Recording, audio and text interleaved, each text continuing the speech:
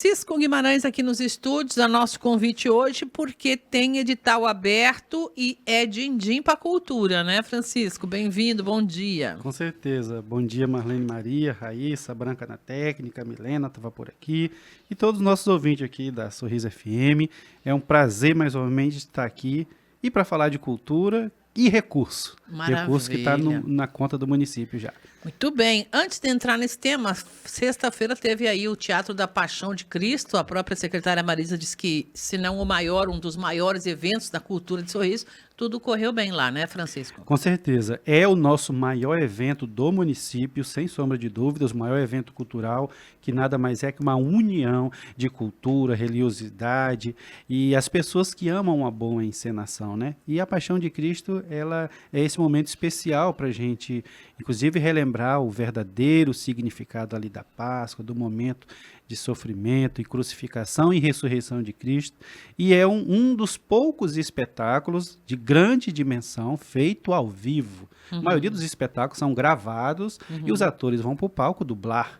Mas a encenação de Sorriso, isso já passou de 20 anos, né? Essa encenação ali, sempre na mesma essência. É os jovens do setor da juventude, da paróquia São Pedro Apóstolo, alguns convidados, né? Mas todos voltados ali mesmo para a cultura cristã e o apoio total da prefeitura, porque o evento cresceu de uma forma que, sem o apoio financeiro e o reconhecimento do município em um espetáculo que movimenta aí toda a região, né, não seria possível grandes estruturas. É o que deixa o espetáculo muito mais bonito e acessível para uma grande multidão de mais de 15 mil pessoas, que ocupa todas as arquibancadas, ocupa o gramado, e mesmo com chuva, tinha uma chuvinha lá, a população ficou, assistiu e se emocionou. Você pode acompanhar nas redes sociais que tem várias pessoas emocionadas, chorando, crianças chorando, porque realmente é uma emoção muito grande ver e tentar imaginar um pouco do que realmente aconteceu naquela época, né?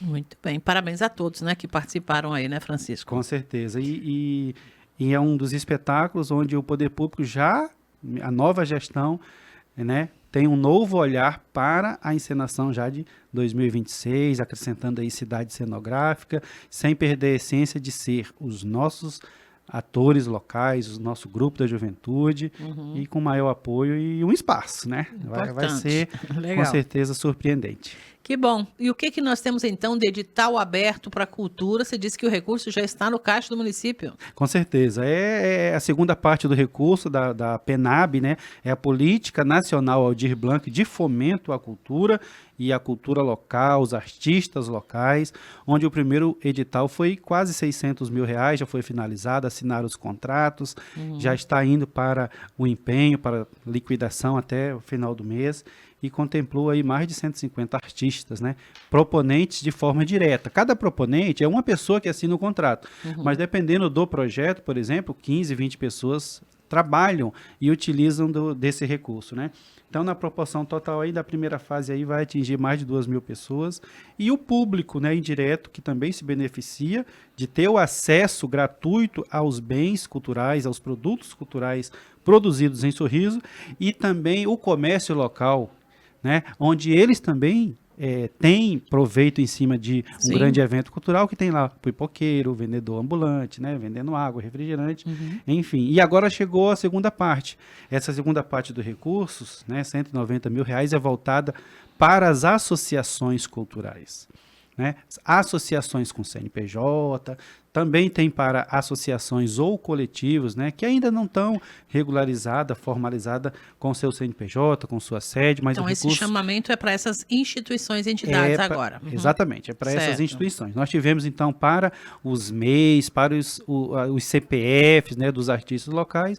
Agora chegou a vez de atingir, então, as associações culturais, os coletivos, que é através de uma outra lei, que é a Lei Federal da Cultura Viva, que ela reconhece como como ponto de cultura aquelas entidades, aqueles coletivos, aquele grupo de artistas que trabalham a cultura viva e mantêm essa cultura nos bairros. Aí nós estamos falando do CTG, do CTN, entidades que já são reconhecidas como ponto de cultura, como Mãezinha do Céu, Casa do Artesão e outros grupos que também serão reconhecidos mediante a aprovação desse edital. Então já sai ali por ofício, como a gente fala, né? O primeiro pré-credenciamento como um grupo, um coletivo ou uma entidade que trabalha a cultura na ponta e depois será encaminhado esse pré-seleção para o Ministério da Cultura, que é o órgão federal que realmente credencia aquela associação, aquele grupo de fazedores de cultura, como uma entidade ponto de cultura. E é para essas entidades, esses grupos, que esses novos 2 editais foram lançados. Então, um edital, nós vamos selecionar 5 entidades que já são ponto de cultura ou têm total vocação de ser reconhecida como um ponto de cultura. Eu vou dar um exemplo aqui, a Associação Cantinho da Arte ali, né? É uma associação de artesãos que já tem mais de 15 anos de existência e eles trabalham, né, de forma ativa a valorização e a produção do artesanato ali diretamente no seu bairro, diretamente na sua comunidade, e assim como outras instituições, a exemplo dos grupos de teatro, grupo de capoeira, que mantém essa cultura viva lá na ponta, lá no bairro. Então são 5 vagas, especialmente para esse público, quem já tem CNPJ e está há mais de 3 anos fazendo atividade, atuando lá no bairro. Certo. E o segundo edital vai premiar 10 associações ou coletivos ou pessoas físicas que mantêm um trabalho de notório reconhecimento na área da cultura, que receberão um prêmio sem contrapartida, não tem obrigação de contrapartida, é uma premiação.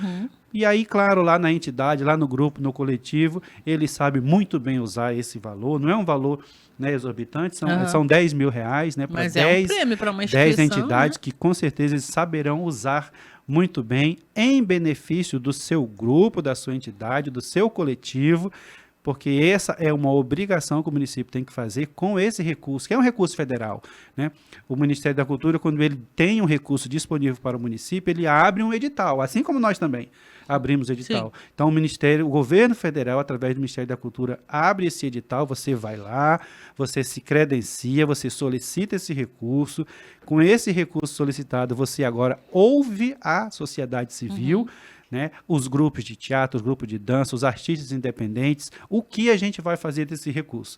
Então, após as oitivas, é feita uma ata, essa ata ela é registrada, é publicada inclusive no Diário Oficial, e a partir daí nós vamos montar a minuta do plano de ação, como realmente cada centavo, e aí eu vou chamar de editais, né, quantos editais serão lançados, quantas vagas terão para artesanato, para dança, para música, e aí, enfim, manda-se novamente esse documento para o Ministério da Cultura, ele aprova, vem o recurso. E aí, de verdade, a gente aplica exatamente como foi prometido para o governo federal e lança os editais com aquelas vagas, com aqueles valores, e o recurso chega na ponta para onde realmente tem que ir. Esse recurso captado, ele não pode ser gasto com estrutura, com palco, com som, é para o artista.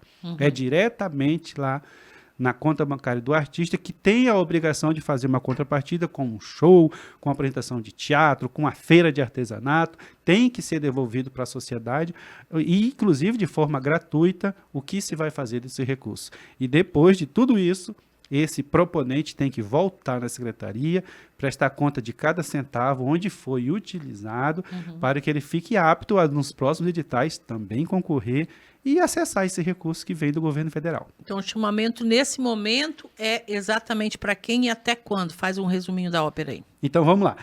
Quem está apto a participar nesses 2 editais? Quem tem no mínimo 3 anos completo de atividade ininterrupta lá no seu bairro. Então eu vou dar um exemplo aqui bem rápido, quem já é ponto de cultura, por exemplo, o CTG, ele mantém a atividade cultural tradicional ininterrupta lá no seu local, no seu espaço. A Casa do Artesão mantém a atividade ininterrupta aí, valorizando o artesanato, vendendo artesanato. A Associação Mãezinha do Céu, né, é uma entidade social, uma entidade filantrópica, mas que lá dentro tem cultura. Sim. Tem teatro, tem dança, tem violão, né? Então essas entidades, elas são as primeiras que foram credenciadas como ponto de cultura. Então o primeiro edital com 5 vagas é para essas entidades. Então assim, 3 vagas já estão lá.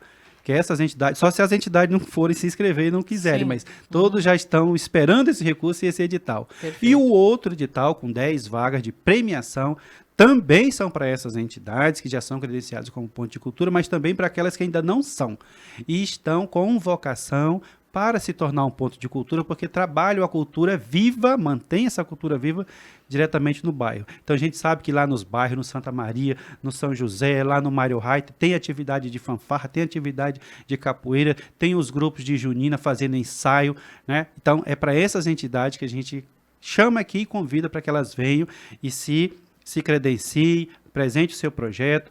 Nesse momento não é mais para o cantor solo, não é mais para o ator, agora são para as entidades, que esse recurso ele foi separado, inclusive pelo governo federal, para que atingisse essas entidades. Perfeito. Então a gente aproveita a oportunidade e chama atenção aqui, por nome mesmo.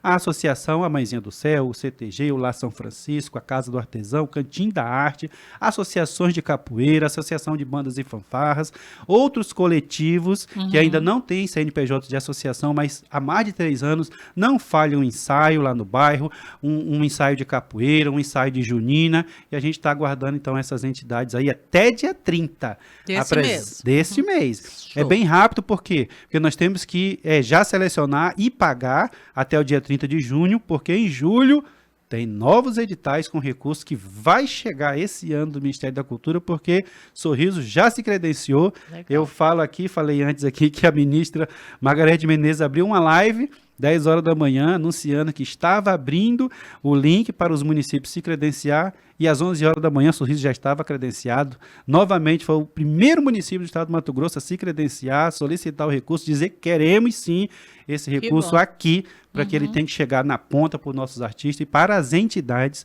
que mantêm a cultura viva na nossa cidade. Parabéns. Obrigada, Francisco, pelas informações, e estamos sempre às ordens aqui. Eu que agradeço. E mais uma vez, relembrando, a inscrição nesses 2 editais encerra o dia 30, né, já é na próxima semana, e nós temos esse recurso exclusivo para essas entidades, grupos e coletivos que mantêm há mais de 3 anos aí a cultura viva diretamente no bairro.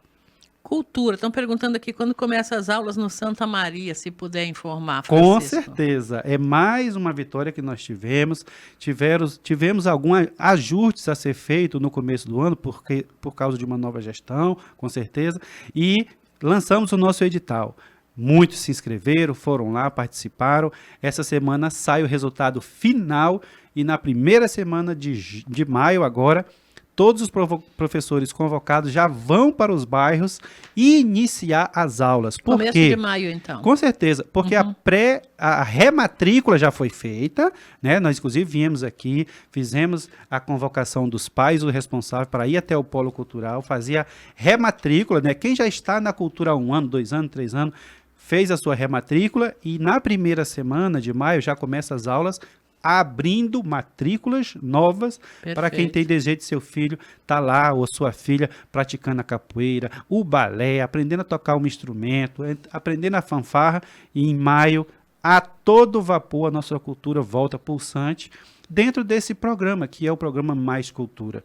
Os nossos outros braços, que são os nossos equipamentos físicos, como o museu, as 2 bibliotecas, elas estão, a secretaria mesmo em si, com os editais, com os contratos, em pleno vapor. Perfeito. E querendo mesmo se completar agora com o início das oficinas na primeira semana de maio.